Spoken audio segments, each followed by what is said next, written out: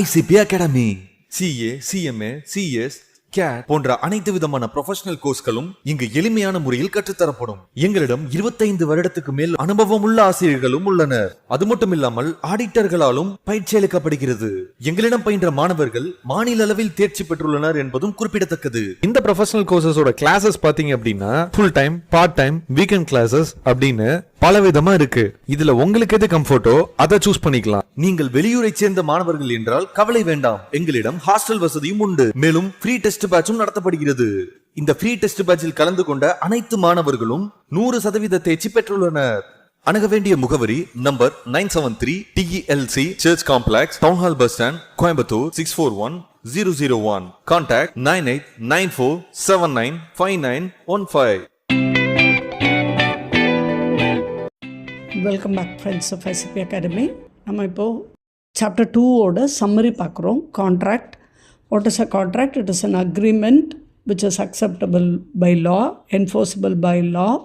இது செக்ஷன் 2Hன்னு சொல்லுது. an agreement if it is made free with the free consent of the parties who are competent to contract. யாரால contract compete பண்ண முடியுமோ அவங்க அக்செப்டன்ஸை without any compulsion கொடுத்திருந்தா then that agreement ஒரு lawful objectiveக்காகவும் இருந்தால் it is said to be an agreement அல்லது contract. All contract are agreements but all agreements are not contract.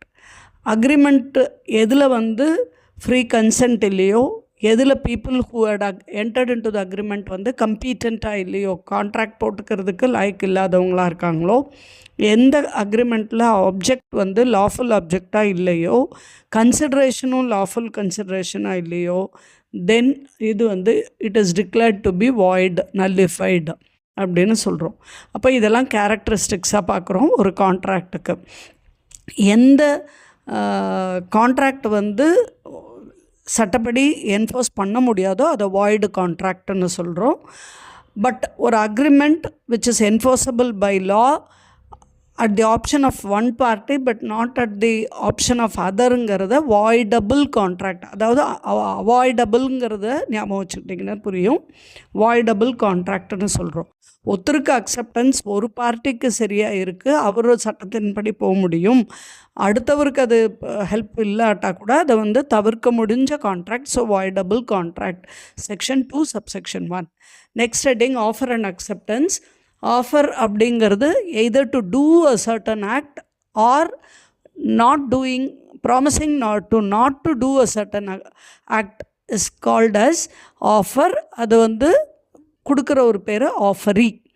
Offer எக்ஸ்ப்ரெஸ்டாக இருக்கலாம் அல்லது இம்ப்ளைடாகவும் இருக்கலாம். பட் அதில் இன்டென்ஷன் இருக்கணும். அந்த ஆஃபர் கொடுக்குறவர் லீகல் ரிலேஷன்ஷிப்புக்கு கேப்பபிளாக இருக்கணும். ஆஃபர் அப்படிங்கிறது மஸ்ட் பி சர்டன், அதாவது பண்ணுறதுக்கு முடிந்ததாக இருக்கணும். At least be capable of being made to certain. Next is acceptance. Acceptance அப்படிங்கிறது அப்சல்யூட்டாக அன்குவாலிஃபைடாக இருக்கணும் according to the prescribed by usual mode. Offer ஒருத்தர் ஸ்பெசிஃபிக் பர்சனுக்காகவும் இருக்கலாம் அல்லது ஜென்ரலாகவும் இருக்கலாம். ஜென்ரல் ஆஃபராக இருந்தால் அதை எனிஒன் கேன் அக்செப்ட். ஸ்பெசிஃபிக்காக இருந்தால் யாருக்கு பண்ணப்படுதோ அவர் தான் அக்செப்ட் பண்ணிக்கணும். It must be accepted by the same person. Next heading communication of offer and acceptance and revocation. Communication of offer எப்போ கம்ப்ளீட் ஆகுது? ஆஃபரியோட நாலேஜுக்கு வந்தால் மட்டுமே கம்ப்ளீட் ஆகுது. Second one, communication of acceptance எப்போ கம்ப்ளீட் ஆகுது அப்படின்னா, ஆஃபரர் அந்த கோர்ஸ் ஆஃப் டிரான்ஸ்மிஷனில் அக்செப்டருக்கு ஆஃபரர் நாலேஜுக்கு அக்செப்டன்ஸ் வந்துடுச்சுன்னா அந்த அக்செப்டன்ஸ் இஸ் கம்ப்ளீட். ரிவோகேஷன் எப்போ பண்ண முடியும்னா, ஒரு ஆஃபரை அக்செப்டன்ஸ் பண்ணிவிட்டு அது கம்ப்ளீட் ஆகிடும். அப்போது கோர்ஸ் ஆஃப் டிரான்ஸ்மிஷனில் அந்த பர்சன் அக்செப்டன்ஸ் கொடுக்கறதுக்கு முன்னாலேயோ அல்லது அவருடைய நாலேஜுக்கு வர்றதுக்கு முன்னாலேயோ பண்ணால் அதை ரிவோக் பண்ணிக்க முடியும்.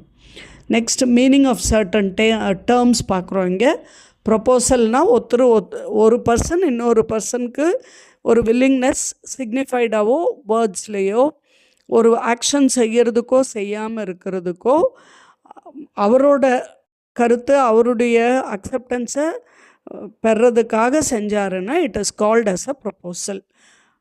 ஆஃபர் வந்து எப்போ ஒரு நபர் இன்னொரு நபருக்கு அவருடைய வில்லிங்னஸில் இல்லை ஒரு செயலை செய்கிறதுக்கோ அல்லது செய்யாமல் இருக்கிறதுக்கோ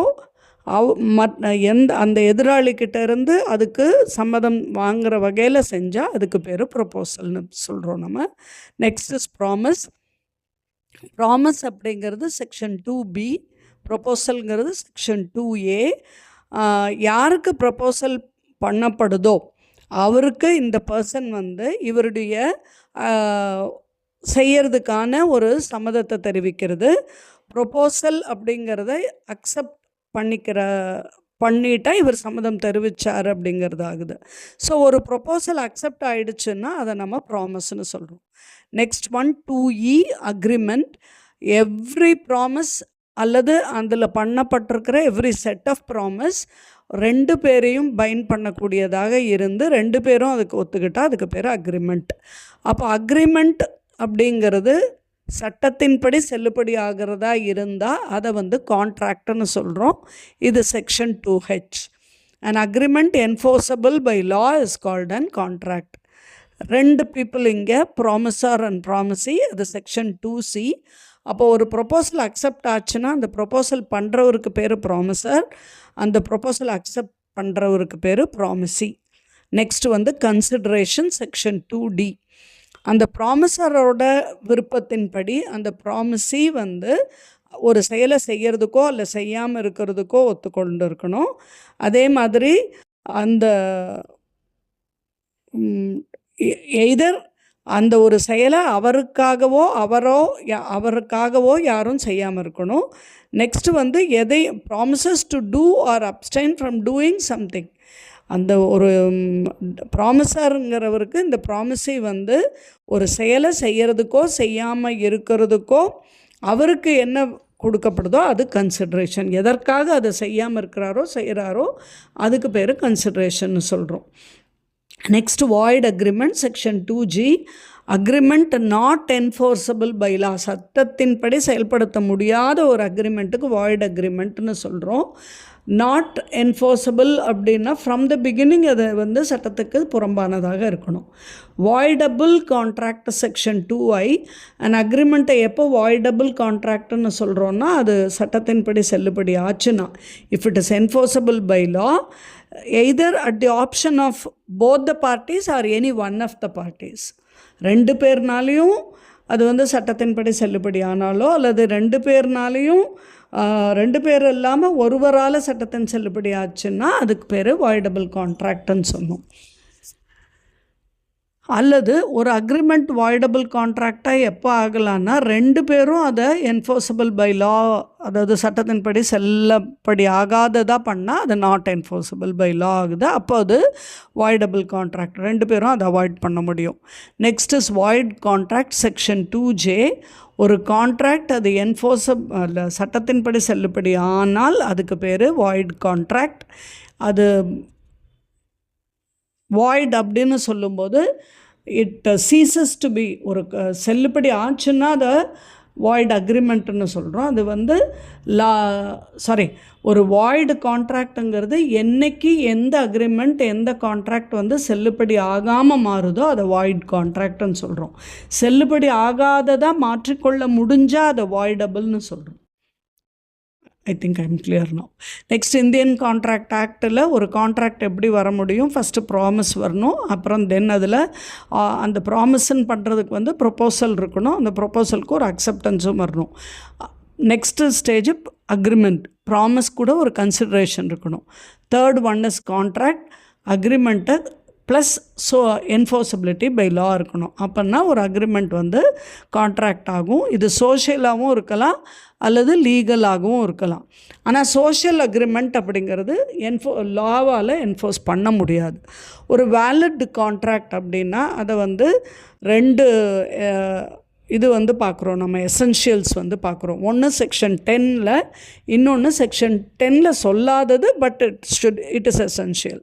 செக்ஷன் 10ல் என்னெல்லாம் ஒரு எசென்ஷியல்னு சொல்கிறோன்னா, ஒரு கான்ட்ராக்டுக்கு ஆஃபரும் இருக்கணும், அக்செப்டன்ஸும் இருக்கணும். அந்த அக்செப்டன்ஸ் ஃப்ரீ கன்சென்ட்டாக இருக்கணும். 2 பார்ட்டிக்கும் வந்து கெப்பாசிட்டி இருக்கணும் ஒரு அக்ரிமெண்ட்டுக்குள்ளே போகிறதுக்கு. கன்சிடரேஷன் எதற்காக செய்கிறாங்களோ அது வந்து சட்டத்தின்பால் அக்செப்ட் பண்ணப்படக்கூடியதாக இருக்கணும். The next one the object, நோக்கம் வந்து லாஃபுல்லாக இருக்கணும். நெக்ஸ்ட் வந்து அக்ரிமெண்ட் இவங்களுக்குள்ள ஒரு செல்லுபடி ஆகாத அக்ரிமெண்ட்டாக இருந்துச்சுன்னா இதெல்லாம் ஒரு வேலிட் கான்ட்ராக்ட் ஆகும். செக்ஷன் 10 சொல்லலை, பட் எசென்ஷியல் அப்படின்னு பார்க்கும்போது ஒரு கான்ட்ராக்டுக்கு 2 பேர் வேணும். அந்த 2 பேருக்குள்ளே ஒரு லீகல் ரிலேஷன்ஷிப் வரணும். அவங்களுக்குள்ள அந்த லீகல் ஃபார்மாலிட்டிஸ் நடந்திருக்கணும். ரிட்டனோ வைவேர்டோ பை போஸ்ட்டோ நடந்திருக்கணும். நெக்ஸ்ட் அதில் ஒரு மீனிங் இருக்கணும். அந்த செயல் கண்டிப்பாக செய்கிறதுக்கான சாத்தியக்கூறுகள் இருக்கணும். நெக்ஸ்ட்டு கிளாசிஃபிகேஷன் ஆஃப் கான்ட்ராக்ட்னு பார்க்குறோம். கிளாசிஃபிகேஷன் அப்படின்னு பார்க்கும்போது 3 பிரிவில் அதை கிளாஸிஃபை பண்ண முடியும் தலைப்பின் கீழே. ஒன்று வந்து வேலிடிட்டி ஆர் என்ஃபோர்ஸபிள், அதாவது சட்டத்தின்படி அதுக்கு அங்கே என்ஃபோர்ஸ் பண்ண முடியுமான்னு பார்க்குற பேசிஸில் அதை 5 வகையாக பிரிக்கிறோம். அப்புறம் அது எப்படி க்ரியேட் ஆகிருக்குங்கிற இதில் வந்து 4 வகையாக பிரிக்கிறோம். ரெண்டாவது அதை எக்ஸிக்யூட் பண்ணுறது, அதை பண்ணும்போது அதை முடிக்கும்போது பர்ஃபார்மன்ஸ் படி எப்படின்னு பார்க்குறோம். அதை 2 வகையாக பார்க்குறோம்.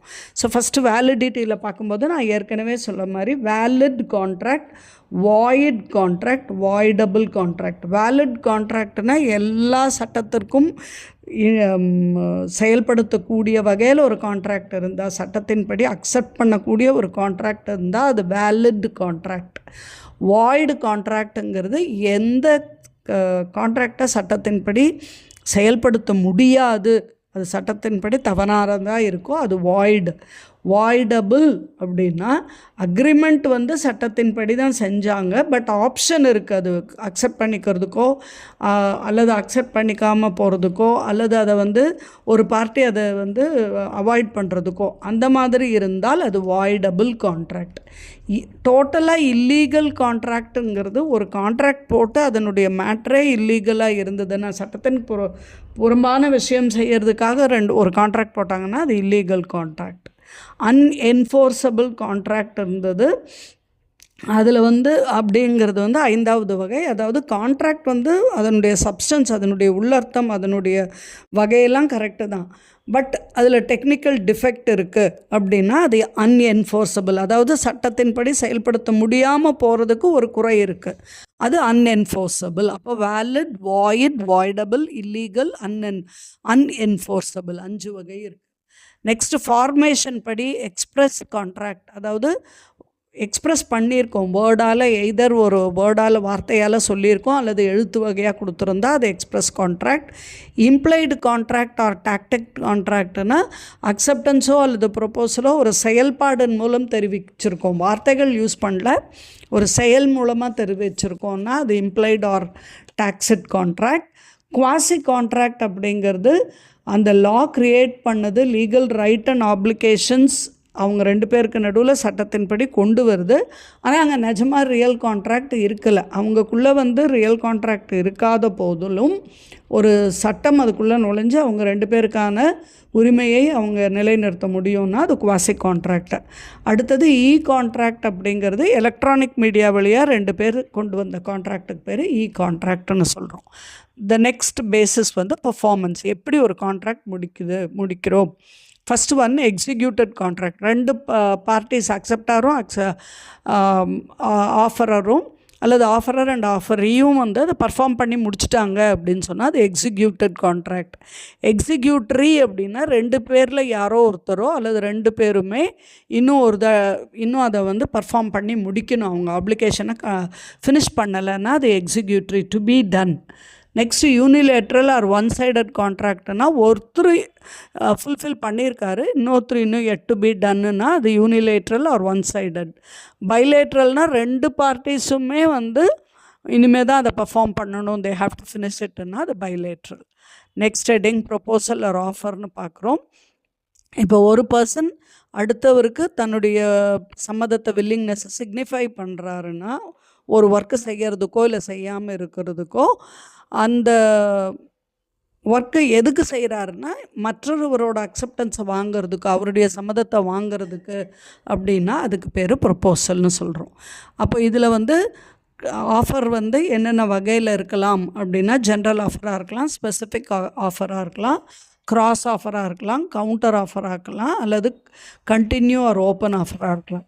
ஜென்ரல் ஆஃபர் அப்படிங்கிறது டு தி என்டையர் பீப்புள், ஒரு பெரிய குரூப்புக்கு ஆஃபர் கொடுத்தா அது ஜென்ரல் ஆஃபர். ஸ்பெசிஃபிக்னா டு அ டெஃபினட் பர்சனுக்கு ஒரு ஆஃபர் கொடுத்தா அது ஸ்பெசிஃபிக் ஆஃபர். கிராஸ் ஆஃபர் அப்படின்னா ஒருத்தருக்கு ஒருத்தர் ஒரு கண்டிஷன் ஒரு ஆஃபர் கொடுத்துக்கலாம். நீங்கள் இதை செஞ்சால் நான் இதை செய்கிறேன்னு இவரும், நீங்கள் அதை செஞ்சால் நான் இதை செய்கிறேன்னு இவரும். ஆஃபரர் அண்ட் அக்செப்டர் ரெண்டு பேரும் ஒரு ஐடென்டிக்கல் ஆஃபர் ரெண்டு பேருக்குள்ளே பண்ணால் அதுக்கு பேர் cross offer. Next counter offer அப்படின்னா ஆஃபரீ வந்து சில கண்டிஷன்ஸ் இம்போஸ் பண்ணுறார். அதாவது ஆஃபர் கொடுத்தவர் வந்து இதை இப்படி மாடிஃபை பண்ணணும், இதை இப்படி கிளியர் பண்ணணும், இல்லை இதை மாற்றி கொடுத்தா இதை அக்செப்ட் பண்ணிக்கிறேங்கிற மாதிரி ஒரு கண்டிஷன் போட்டார்னா அதுக்கு பேர் counter offer. Standing or continue or ஓப்பன் ஆஃபர்னால் பெரிய ஹியூஜ் பப்ளிக்கு அவங்க அக்செப்டன்ஸுக்கு வந்து ஒரு குறிப்பிட்ட காலக்கெடு கொடுத்து சர்டன் பீரியட் ஆஃப் டைம் கொடுத்தா அதுக்கு பேர் continue or open or standing ஆஃபர்னு சொல்கிறோம்.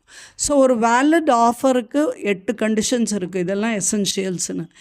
ஃபஸ்ட் ஒன் வந்து அது உங்கள் ரெண்டு பேருக்குள்ளே ஒரு லீகல் ரிலேஷன்ஷிப் க்ரியேட் பண்ண ஒரு இன்டென்ஷன் இருக்கணும், நோக்கம் இருக்கணும்.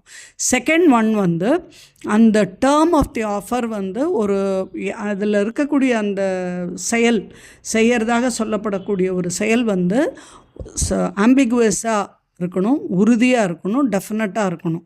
சர்டன் ஒரு குறிப்பிட்ட செயலை குறிப்பிட்டு சொல்லியிருக்கணும்.